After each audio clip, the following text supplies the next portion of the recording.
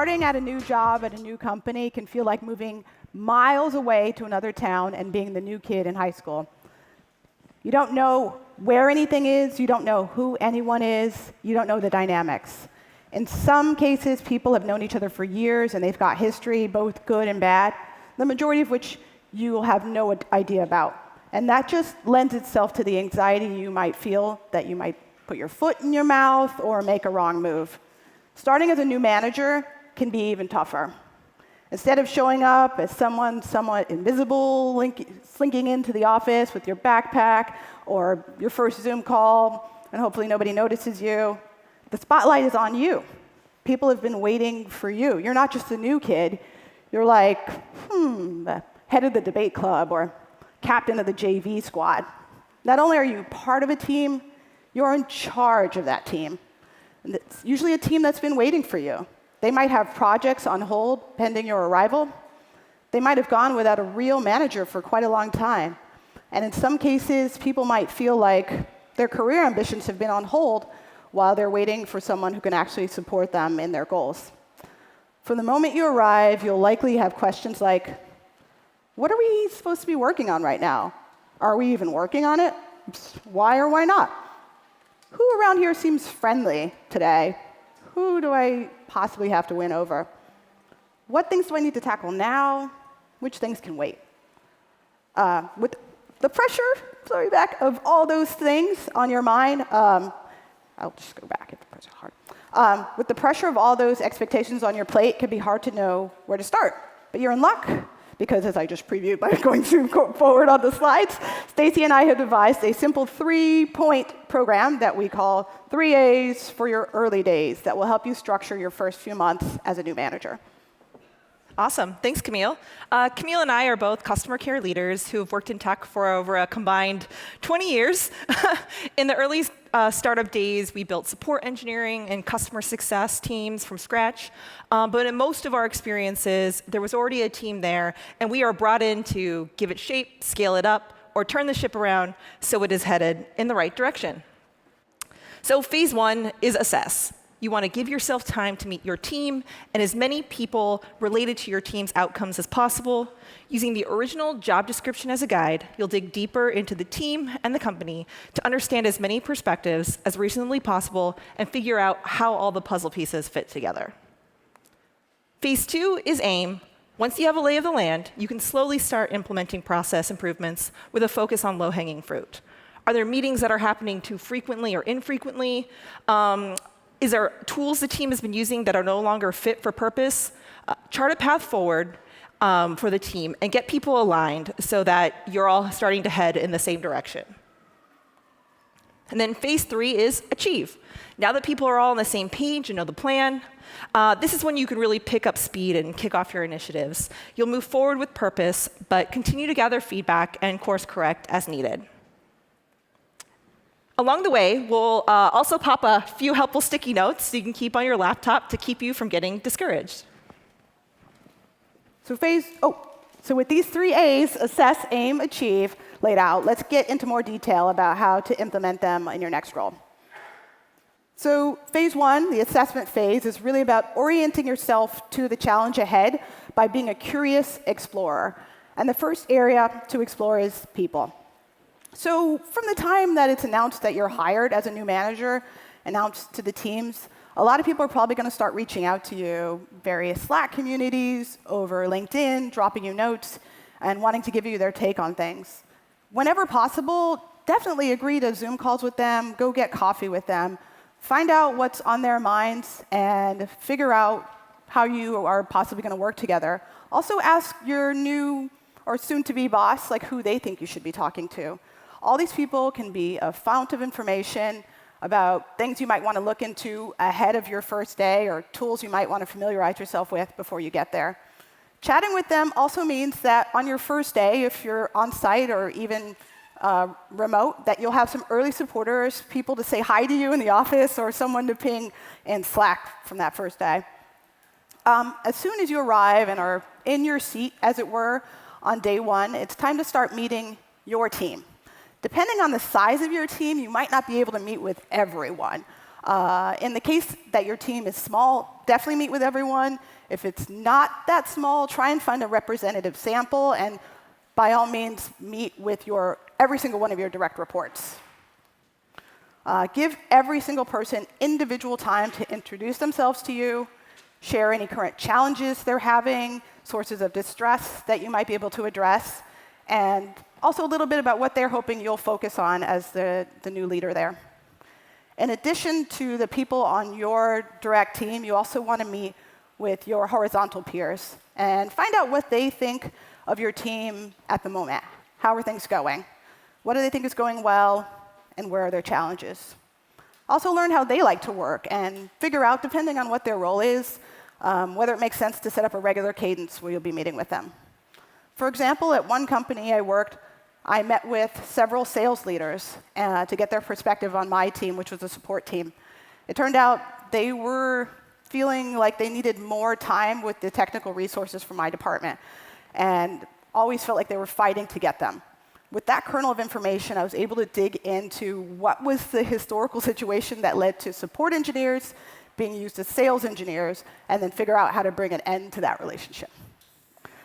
So you're going to keep meeting with folks, take lots of notes, ask lots of questions, but whatever you do, don't form an opinion yet. Sure, most people are likely genuine that you're going to meet, but there's some people that are looking to get you, not get you, like, but get you, the new kid on the block, on their side. The problem is you don't know who is who yet, as we mentioned earlier, and you don't want anybody else to start dictating to you what you have to do. Just keep asking, listening to people's answers, observe people, and then, only then, will you start formulating your own conclusions. After you meet with all these various people, your horizontal peers, your directs, people that are on your more expanded team, you're going to take a good long time with your own boss. You also want to get an early understanding of what's front of mind for that person as you take over the team, whether their hopes for the overall company, where do you and your team fit in, what are their success metrics for your organization, and is there any space for you to either define some metrics or redefine them in partnership with that manager. Also, make sure to get a regular one-on-one on the calendar with your boss. Some bosses, I hope none of them are in this room, are kind of lax about setting up one-on-ones, but I'm a stickler for keeping one-on-ones with my boss, my direct reports. I also keep my skips with my skip levels, and you all should be too. So as much as possible, you're going to go into every meeting cold. Don't carry information from one discussion into another, except for small little pieces, but nothing accusatory. And I say this because there's a small period of time that you have when you started a new company where you have what I like to call the new kid pass. Use the new kid pass to your full advantage. Act ignorant. Ask silly questions. Poke into things that may be obvious. You will only be able to get away with this level of ignorance for a fleeting moment of time. So use it to your advantage during this assessment phase. Open every file cabinet, as it were. Poke around, look at code that maybe doesn't have anything to do with you, you're just curious about, and do it innocently, without judgment, but learn as much as you can. In addition to learning more about the many fantastic people you'll be working with, you also want to check out the product if you've never used it before. In my case, when I started, or before I started at Humio, which is a log management platform, I went through the entire customer sign-up flow, and I installed the product on my computer. As I hit road bumps, I noted them down, and I eventually turned all that into a presentation for the product and engineering teams. I shared it with them during my first weeks, and I pointed out a lot of stuff that I think either they hadn't noticed or maybe had completely forgotten about. In addition to those first few weeks being a time where all ignorance or most ignorance is excused, it is also a precious window when you have what I like to call outsight. And that means everything is new to you, and you aren't yet doing things because they are what people often say is the way we always do them. I feel like yesterday Aisha's talk said something about like the hat of knowledge or the curse of knowledge, and I think that's sort of the same thing, this institutional way we've always done them. So you don't have that. You're coming in with fresh eyes. Every JIRA ticket, nearly every line of code is chock full of things someone's going to need to explain and walk you through. So just keep assessing, observing, and of course, as you go on, In looking at these things with your outsider fresh eyes and asking questions, it'll inevitably take you to the third area for assessment, which is the processes. Processes. This one's a little tricky. I find that the best way to assess whether processes are working is to shadow people on your team as they're doing their daily activities.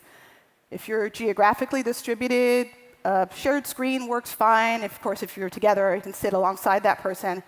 But as much as possible, you want to frame this as you just learning how the job goes innocently, and not, I am watching you to find out if you are a bad worker so I can fire you.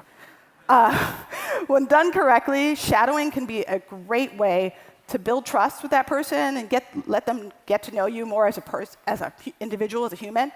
But when done badly, it can lead to people drowning in pools of sweat and worried they're going to lose their job. So I find the best way to approach shadowing this person is using a pairing situation, and you want to go in having done a little bit of homework ahead of time. So if the team has a wiki or a knowledge base, go through that, jot down a few notes, take time to look over kind of what's already written down, and then make some questions, and phrase them always in we language. So what do we do when X happens? Or the wiki said we should reach out to QA when we see this sort of thing. Should we do that now? You are there to learn, so as much as possible, try to shift that power dynamic by letting your team member be the wise one who does most of the talking. So keep on taking notes and observing. Your time for having opinions will come a little later. And here is the first sticky note to jot down and leave next to your desk. It's actually advice that I asked for when I was leaving my old company to start working at Wistia. You're likely going from knowing the ins and outs of a business to a situation where you will need to build context. Going back to not knowing anything sucks. You got hired because you're smart and you know stuff, and then you land in this new place, and you want to show them you were the right hire after all. Hey, everyone, check out all the stuff I know, right? Why you hired me. Furthermore, you want the people you know now manage to think to themselves, my career is safe in this person's capable hands. And they might not know that off the bat, so you need to build that up too. Context for yourself and context for the team. So be gentle to yourself. Nobody reasonable is expecting you to get completely up to speed or achieve results overnight when you start a new role. Be patient. Lean into a learner's beginner mindset. Lean on your new team and let vulnerability and humility be the badass superpowers you bring to the table during this phase. And to be honest, the assess phase won't last too long, because before you know it, you will have your bearings. Might be a little shaky, but you'll have them, and be ready to take aim. So most likely, you have at least one long-term goal that's been handed to you or that you landed on through the work you did in the assess phase.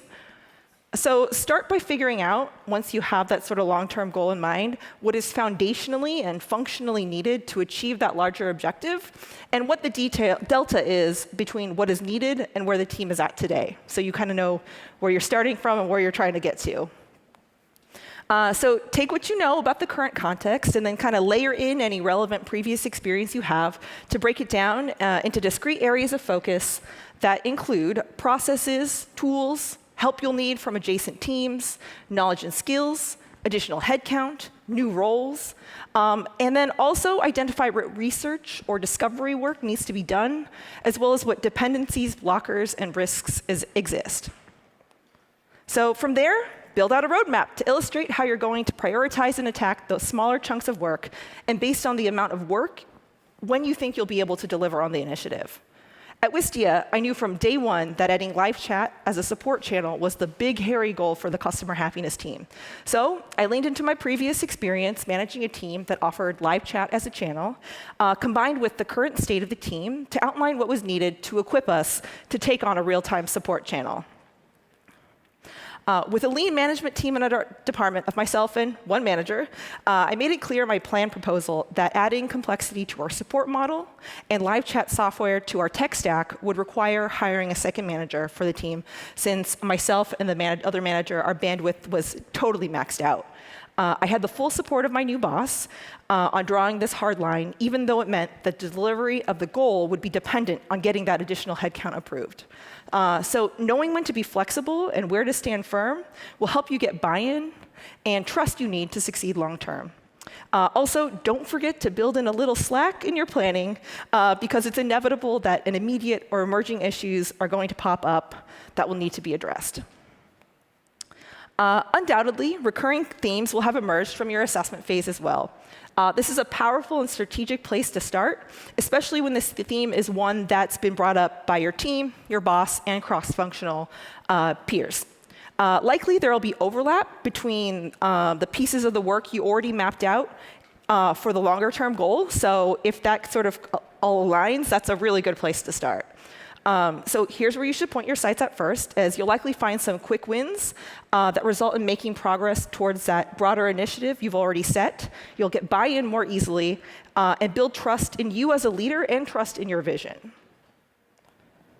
So in my case, prior to starting, the decision was made to get rid of the support engineer role and move the 3 people who were in the support engineer role into junior engineering positions, which I thought was really great, right? These folks wanted to be engineers.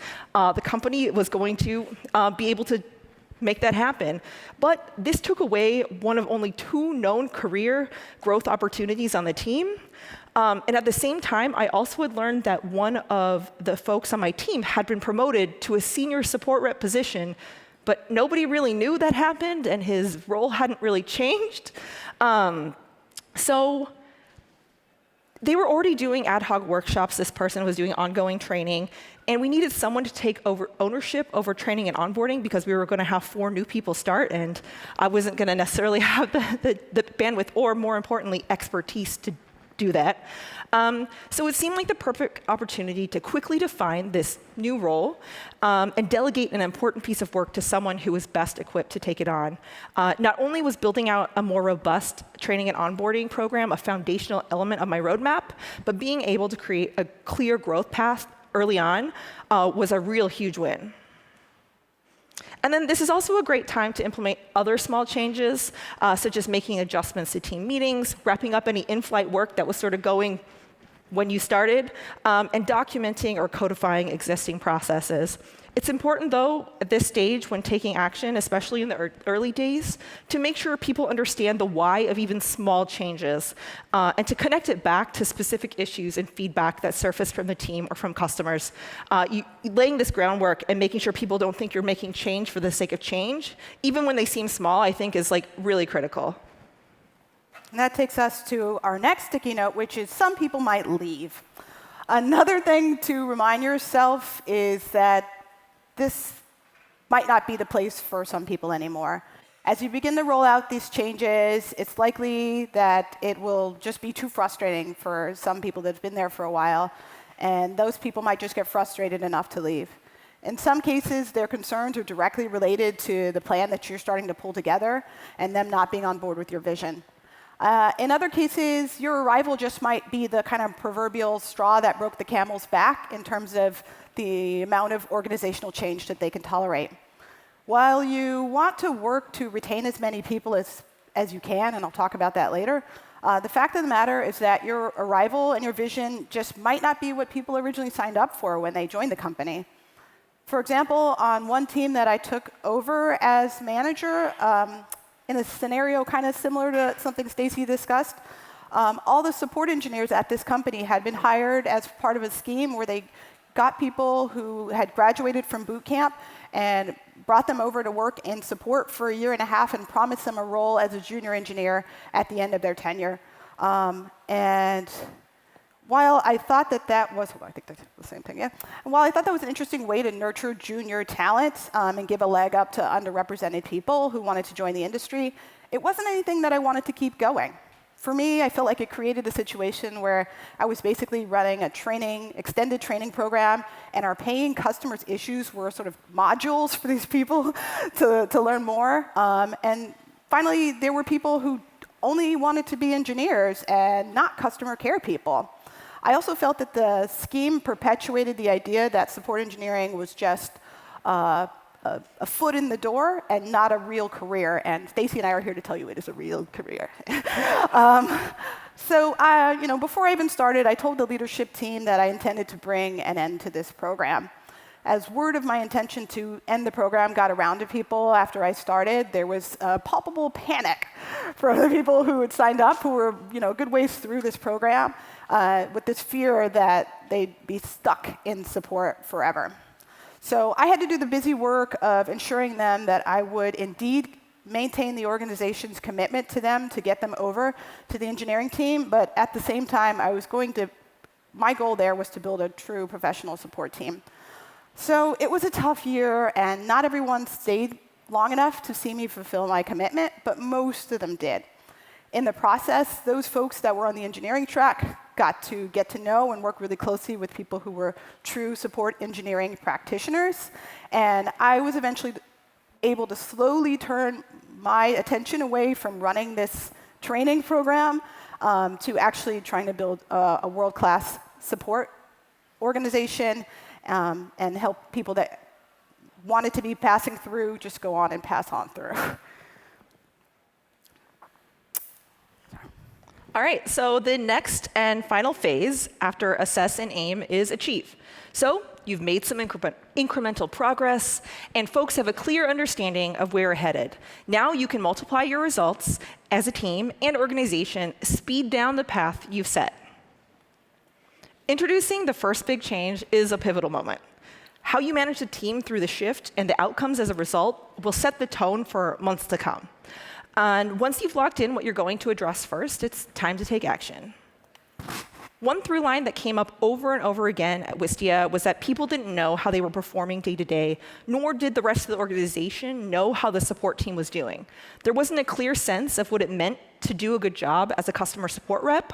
And perhaps as a result of this, there was a large disparity between low performers and high performers. So solving this particular problem would not only address concerns of the team and the business, but was a critical piece that needed to be addressed in order to launch live chat. To solve for this, I laid out a different way to measure productivity along with explicit productivity goals, which is something the team hadn't had before. I made sure I was super transparent with the team on my process for landing on the new system.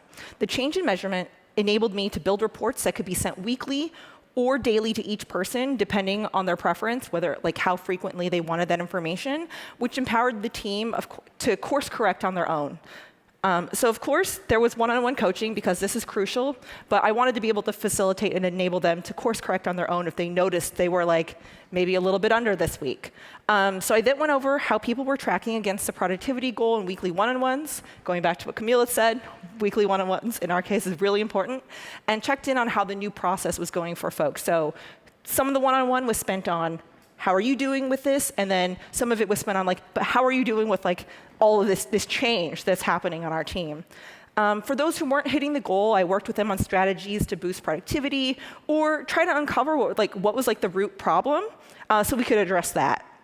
And then for those who were exceeding the goal, I made sure to call this out because that was one of the things. High performers didn't know how they were doing until they were having their review. So I wanted to encourage them, let them know they were a high performer, and also encourage them to spend time on other projects because they were, knocking out of the park.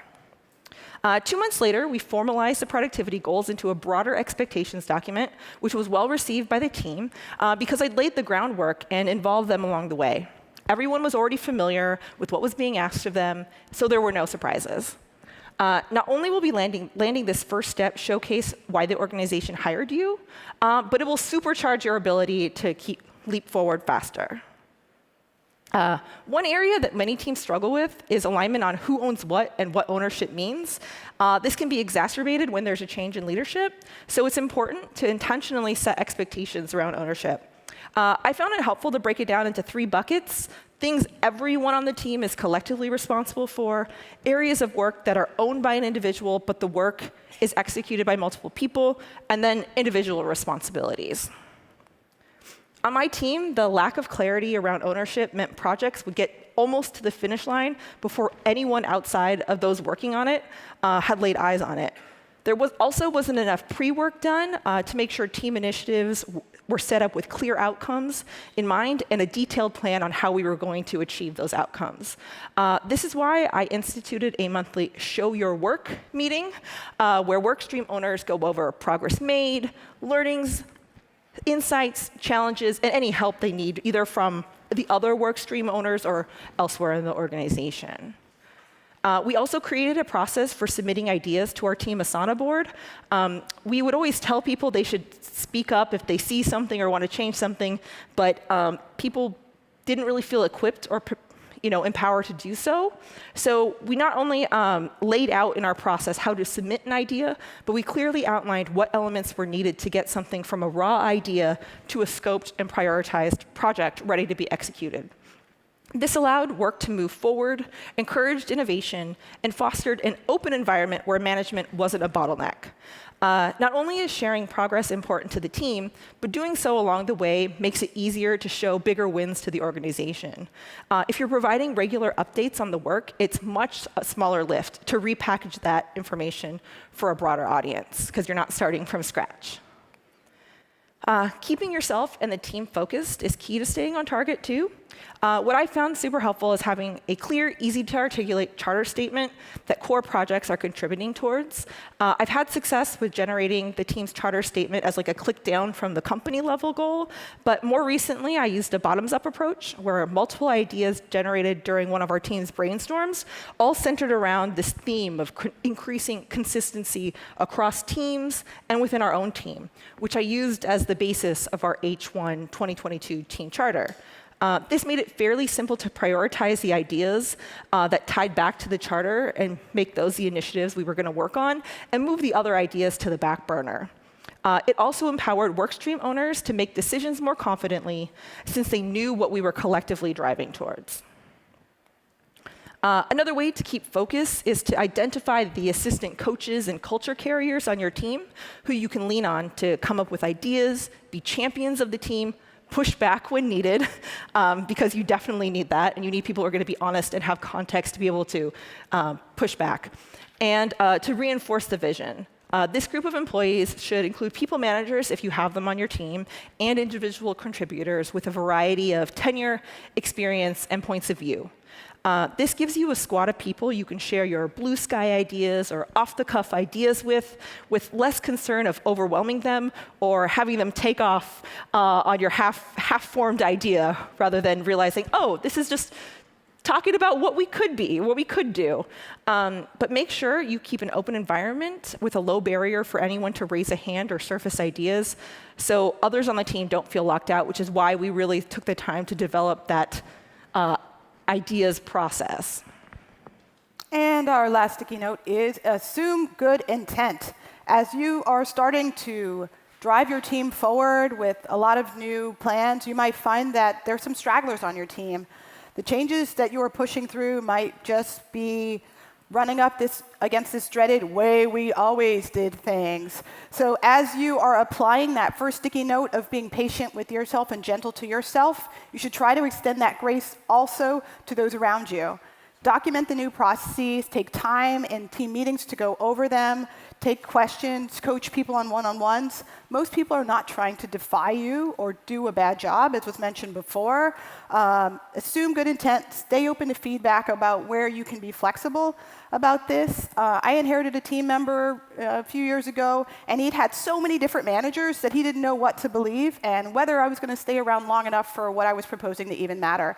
It just took longevity and repetition on my part, and he definitely got on board.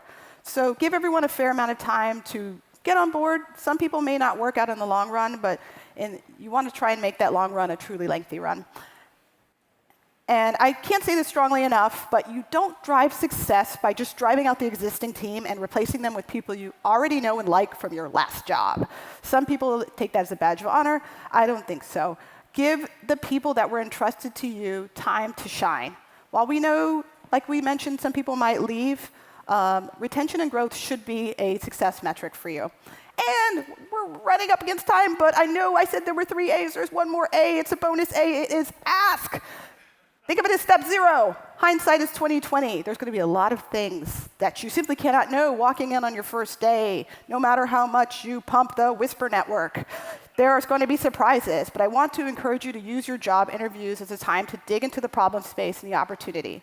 You want to make sure you cover your bases and learn a lot about what you might be getting yourself into. Not so much because you want to avoid a bad scenario, but because you want to make it a great scenario for all involved. So ask. You're going to ask about the team's history.